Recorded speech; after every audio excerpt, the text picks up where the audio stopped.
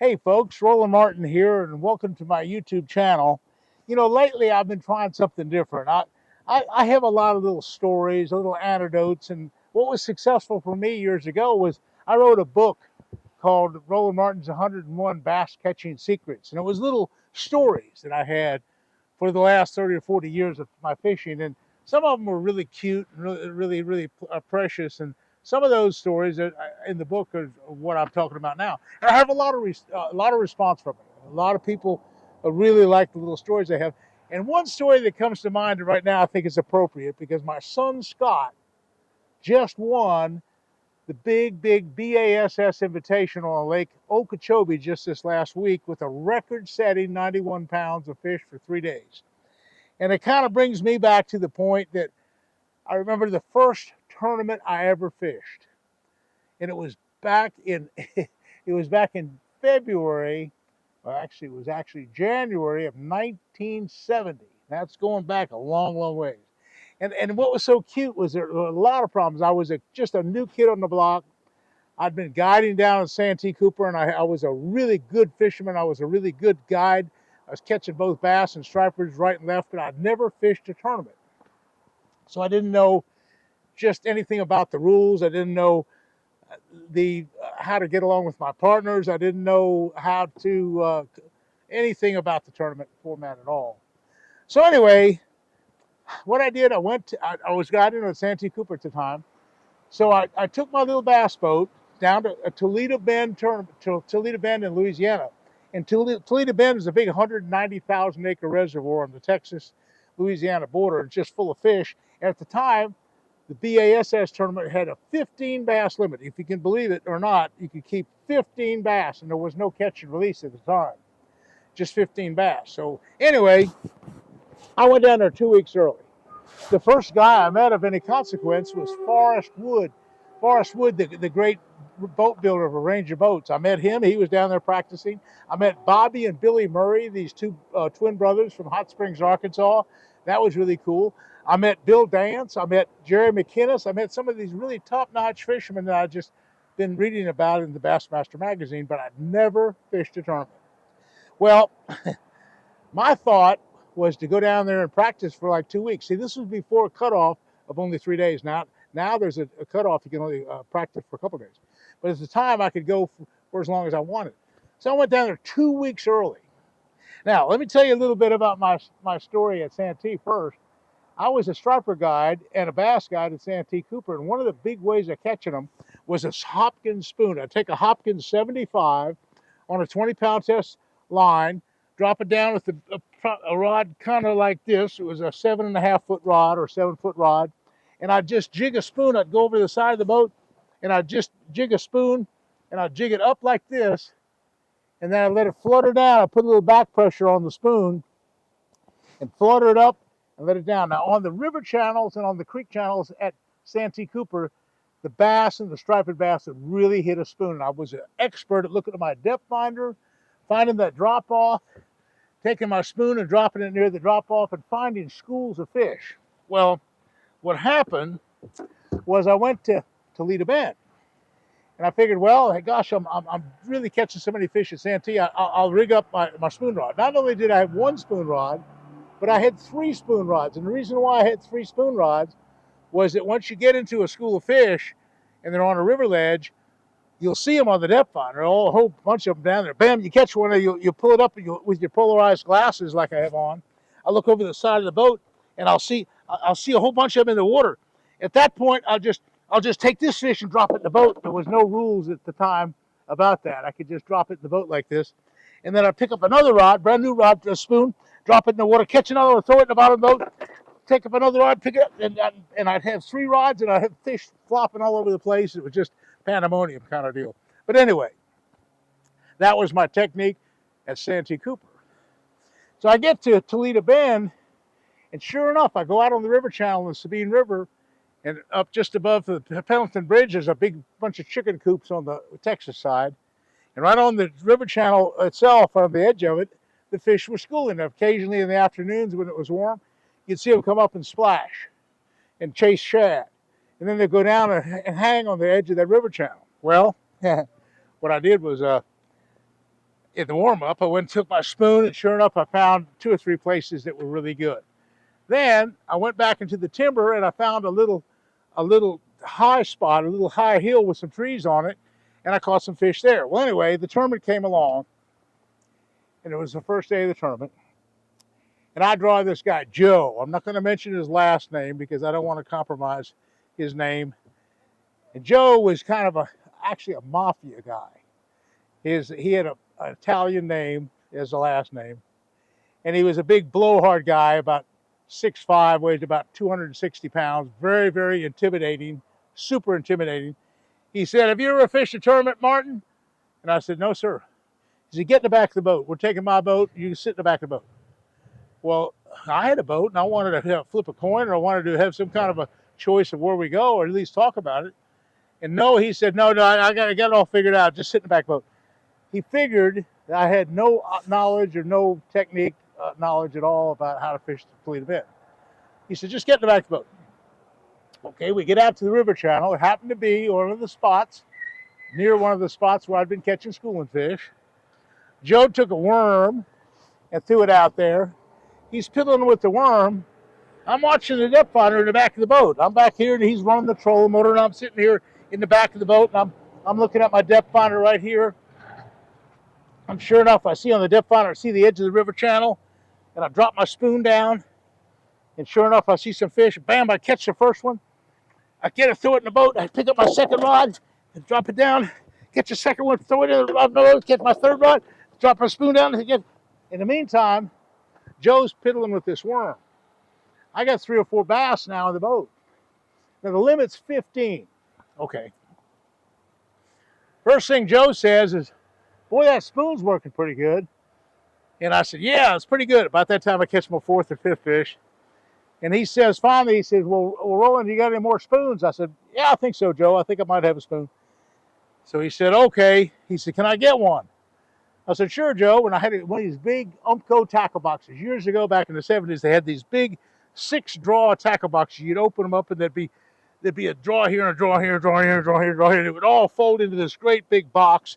It would weigh about 30 pounds and have hundreds and hundreds of lures in it. And just all over the place. So I said, "Yeah, they're in my tackle box." And so Joe opens the tackle box. He says, "Where?" But this time I catch my 7th bass. They're flopping all over the floor, and they're coming loose, and I'm dropping a spoon. I catch another 3 or 4 pounder. And he finally said, "Where are the spoons?" And so finally, by the time he finally found them, because I was kind of giving them, well, I think they're in the second draw, and they weren't. So anyway, he finally gets one tied on. By this time, I had like my 10th bass in the boat, and he doesn't have any. Well, anyway, he's sitting right there on the spot, and I'm just jacking him. There's so many fish under the boat that I'm not even getting the spoon to the bottom. I just get it halfway down and jig it, and I got another one. And they're just all stacked in there. So anyway, Joe doesn't know how to fish a spoon. So he's doing all this stuff, and by the time he catches his first fish, I had nearly my limit. I had my almost 15 bass. Well, finally I catch a 6-pounder. This is the funny thing about it was I catch a 6-pound bass, and it's really a big one. I had to use the net. It's the biggest one of the day by far. Put it in my side of the live well. Now, the live wells are kind of like this. This would be the live well for Joe's side. This would be the live well for my side. So I put it in the right side, okay, in the side that I'm supposed to. And I had my limit. He only had a couple in his. Well, that fish kind of petered out a little bit, so he went to the 2nd or 3rd spot. Again, there were some other fish there. And he started catching a few fish, but his fish were, for the most part, 1.5 pounds to 2.5 pounds. And I had that size as well, but I'd cull occasionally to a 3 or 4 pound fish. Plus, I had the 6-pound fish. So my 15 bass weighs better than 30 pounds. Finally, he gets his limit, and I figured his bass are probably on the 2-pound class, so his 15 bass are probably less than 30 pounds, probably 25 pounds. His 15, and mine's maybe 35 pounds. Well, anyway, it's time to go in, and I'm looking at my live well, and I open my live well up, and the first thing I notice is my 6-pounder's not there. I don't see my 6-pound bass. And I said, where's my big bass? I opened Joe's live well. There's my 6-pounder. My 6-pounder's in Joe's live well. And I said, "Joe, I think you somehow or other got my big fish. He says, no, no, no, I caught a big fish. He said, yeah, I caught a big fish. And I said, well, no, I caught the biggest one, and it's not in my live well, it's in your live well. He said, no, no, that's one I caught. Well, again, I was a new tournament angler. I'd never fished a tournament before. I was talking to this big intimidating guy that was just bullying me all around. He had stolen my fish. I didn't know what to do about it. Plus, I didn't have all my limit. I finally caught my limit. He had finally ended up with his limit. About 2 or 3 of those fish were my fish because he had been stealing them out of my live well. And plus my big fish. But I still had him beat. I still had 35 pounds, and he had only about 25 pounds, even with my big fish. So I had caught far more fish than Joe had. Well, anyway, that's the first day, and at the time, B.A.S.S had some of these rules in place, and the rule now, if that were to happen, is that you're required by the rules of the tournament to report any infraction. If you think that he had stolen a fish, I should go to Ray Scott or whoever the tournament director is at the time and say, I think my partner had stolen my fish, and I could have make a deal out of it. But I didn't know the rules, and he's intimidating, and he just kind of pushed me back in the back of the boat, said, we're going to weigh him in. So I didn't say anything. I just let it go, and I just ended up with a good string, but not the best string. I didn't have the best winning string. So it came the second day. Well, I draw a guy this time that liked to jig fish. Again, I had my spoon. And I'm running the boat for the most part. He had a really good spot. I started dropping that spoon down. Again, I catch another big limit of bass. This time, he's a really nice guy, and I give him some spoons, and he catches his limit, and it's almost about the same as my limit. But again, it's over 30 pounds of bass. I had some other 5-pound bass. I had another 35 or 36 pounds of bass. Now, this is really getting good. Finally, the last day of the tournament, I'm now in the top 2 or 3 of the tournament, my string. I'm now almost in the lead. And I draw this guy by the name of Jim Saxton. And Jim is a local guy. They're on actually he guides out of Sam Rayburn Reservoir, which is the sister reservoir in Texas to the Toledo Bend Reservoir where we're fishing. Anyway, Jim said, hey, Roland, you're really catching a lot of fish. How are you catching them? And he's a nice guy. And I said, Jim, I'm catching them on a spoon. He said, well, do you know where to go? I said, yeah, I got some river channel spots, but I got a little hill out in the middle of this one bayou, Ash Bayou, and I think we can catch them there. He said, okay. So we go in there, and sure enough, the water's about 20 foot deep, and they're all stacked around these trees, and I'm taking my spoon, and very systematically, we're jigging up some 3 and 4 pound bass. Again, I had another even bigger bass string. It was almost a 40-pound bag that I had, and Jim had a likewise very, very fine string. And we became very good friends after that, and I ended up fishing Toledo Bend a couple times with Jim, and just it's turned to be a good friend. Well, now it's the end of the tournament. I have now 102 pounds of bass in 3 days of fishing. This is a 15 bass limit. Now, you can understand what Scott did, my son Scott, last week. He had 91 pounds, but it's only a 5 bass limit each day. So his 15 bass, if you can imagine, last week when Scott won, his 15 bass weighed 91 pounds. My 45 bass weighed 102 pounds. So you can see that there's quite a bit of difference in weight, but we had the 15 bass limit. Anyway, that was my first tournament experience I'd ever had in my life, and I ended up coming in second place. Well, you can imagine, here I am, a new kid on the block, the first tournament that I've ever fished, and for me to come in second place is pretty outstanding, particularly when I got a guy stealing my fish, and everybody's kind of against me and not helping me out at all. But anyway, that was my first experience with the tournament circuit.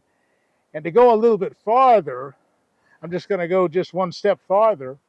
We didn't have rules there for the cutoff. So the second tournament's at a place called Lake Seminole in Florida, right on the Georgia-Florida border, Lake Seminole. And again, I had a couple of weeks free because I was guiding at Santee, and I had all this time free. So I said, gosh, I did so good at Toledo Bend. I used two weeks of practice to find these fish. I'm going to spend 2 weeks at Seminole. And sure enough, I met up with this old guy, Mr. Mears, and he was a friend of all the guys there, and he told me about these beaver dams and these places way back in the swamp. Mr. Mears went, and I sure found them, and I had this little boat, and I got over some of the dams and pushed my way in with a push pole. I found these spawning bass. Anyway, the long story is short is for 2 weeks I practiced. I had hundreds and hundreds of bass found on spawning beds. I caught my biggest one and ate something on a big topwater plug. I caught the rest of them on worms, and I won the tournament. So anyway, I'll go just one step farther. We had banquets then. We'd win a tournament. Now I'd fished a second place and a first place. First two tournaments. So Ray had me get up at the award ceremony and said, well, here's a brand new fisherman. He's like a new star on the tournament trail. Fished two tournaments and come in second and now first. Roland, what do you attribute your success to? And I said to Ray, I said, well, we don't have any cutoff here, so I can come in 2 weeks early and just fish as much as I want and find all these fish for a couple weeks and sure enough do well in tournament. He said, okay, we're going to have the first rule about that. We're going to have a 3-day warm-up. So that was my first rolling rule. I think there ended up being 5 or 6 of them. One for a jet boat in Connecticut, another one for a Poland platform I rigged up another time. They change the rules all the time every time I'd win a tournament. But anyway, that was kind of the first tournament that I ever fished, was at Toledo Bend, and how it was almost my last tournament because I thought it was pretty disappointing to have somebody steal your fish out of the live well. And even though I figured it out, this guy that won the tournament had me beat by 6 or 7 pounds, and I wouldn't have won. Even if I'd had the fish that Joe stole from me the first day, I'd have been closer, but I still probably would have come in second. But the point is, it was a learning experience.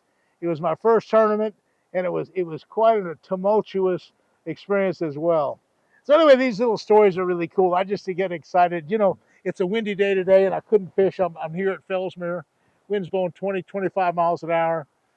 So I can't fish, and I can tell stories even in the bad weather. Tomorrow, I got a bunch of shiners. I'm going to go fishing. We're going to probably catch a great big bass. But anyway, thanks for watching. And listen, if you would, hit that likes button. I got O'Reilly. I got all my people at the Bass Pro Shop. They just love it when you hit the likes button and subscribe to our channel. We'll talk about it. We'll try to give you good information along the way and teach you a few things about how to catch a fish. Hey, so we'll see you again soon, and thanks for watching.